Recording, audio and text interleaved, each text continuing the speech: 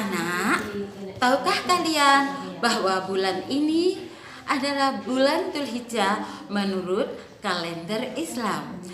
Di bulan Dzulhijjah ada hari raya, yaitu hari raya Idul Adha. Nah, hari raya Idul Adha itu juga biasa disebut hari raya kurban. Kenapa disebut hari raya kurban? Nah, simak cerita berikut ini ya sayang ya.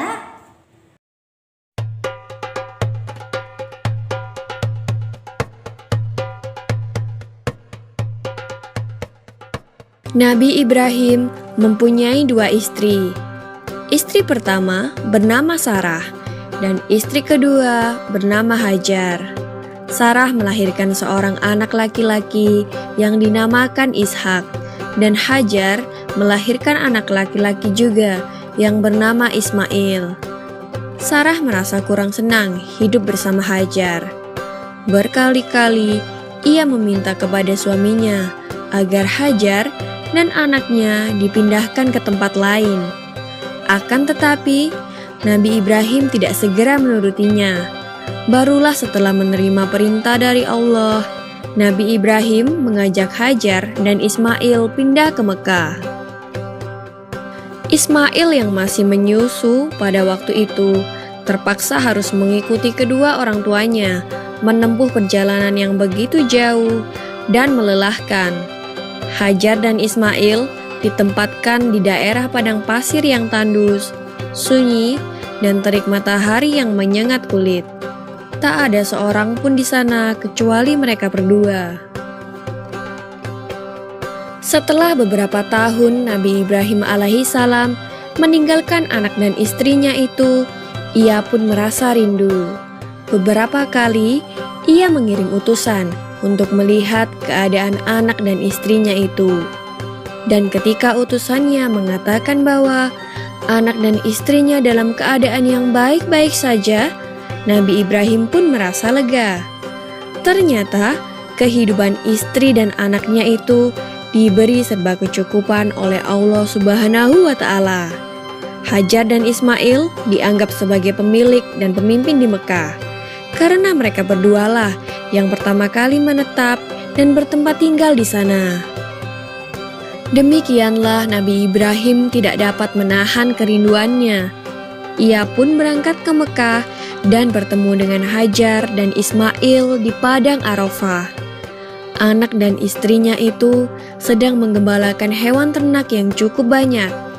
Dalam perjalanan pulang ke Mekah, setelah menggembalakan ternak, mereka beristirahat di Musdalifah karena kelelahan dan akhirnya tertidur. Dalam tidurnya yang sebentar itu, Nabi Ibrahim alaihissalam mendapat wahyu melalui mimpinya. Ia diperintahkan oleh Allah untuk menyembelih Ismail. Anak kesayangannya itu harus dikurbankan sebagai bukti patuhnya Nabi Ibrahim terhadap Tuhannya. Seketika itu juga, Nabi Ibrahim terkejut dan berdebar-debar. Tampak begitu beratnya ujian kali ini. Ia pun akhirnya menguatkan hati demi rasa cintanya yang lebih besar kepada Allah Subhanahu wa Ta'ala. Ia juga pada akhirnya memberitahukan mimpi itu kepada Ismail. "Wahai anakku Ismail, dalam mimpi aku diperintahkan oleh Allah untuk menyerahkanmu sebagai kurban, dan aku harus menyembelihmu. Bagaimana pendapatmu, wahai anakku?" Kata Nabi Ibrahim. Ismail pun menjawab, "Wahai ayah, sekiranya itu perintah Allah, maka laksanakanlah apa yang telah diperintahkannya kepadamu. Aku akan tetap sabar dan ikhlas menerima cobaan ini." Dikisahkan iblis berusaha merintangi perintah Allah kepada Nabi Ibrahim. Berkali-kali iblis membujuk Nabi Ibrahim agar tidak melaksanakan perintah itu. Namun Nabi Ibrahim tetap melaksanakan perintah Allah, dan godaan iblis yang begitu dahsyatnya tak akan mampu meruntuhkan ketaatan Nabi Ibrahim kepada Allah. membawa Ismail ke atas bukit. Di sana, Ismail mengenakan kain penutup mata dan pedang tajam pun sudah dipersiapkan. Ketika pedang itu sudah berada di leher Ismail, tiba-tiba tubuh Ismail pun diganti dengan seekor kambing yang gemuk oleh malaikat Jibril. Dengan demikian, selamatlah Ismail dari penyembelihan. Allah Subhanahu wa Ta'ala berfirman kepada Nabi Ibrahim, "Hai Ibrahim, kau sudah melaksanakan perintahku dengan ikhlas. Sebagai gantinya, aku berikan binatang ternak untuk disembelih.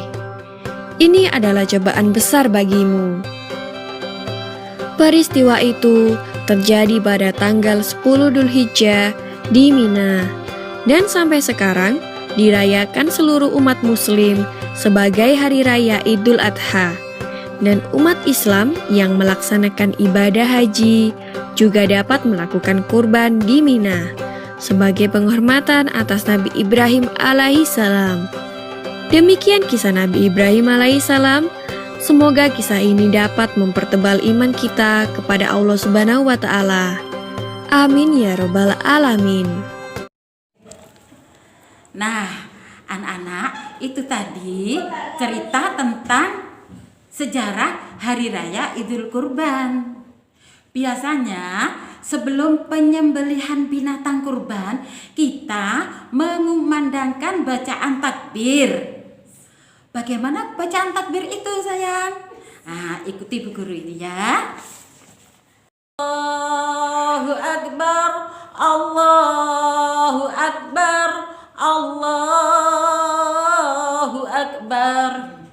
La ilaha illallah, wallahu akbar, Allahu akbar, walillahil hamd. Nah, itu tadi bacaan takbir, sayang. Untuk anak-anak bisa belajar di rumah dengan mama, dengan ayah ya. Sekian dulu dari Bu Guru. Wassalamualaikum warahmatullahi wabarakatuh.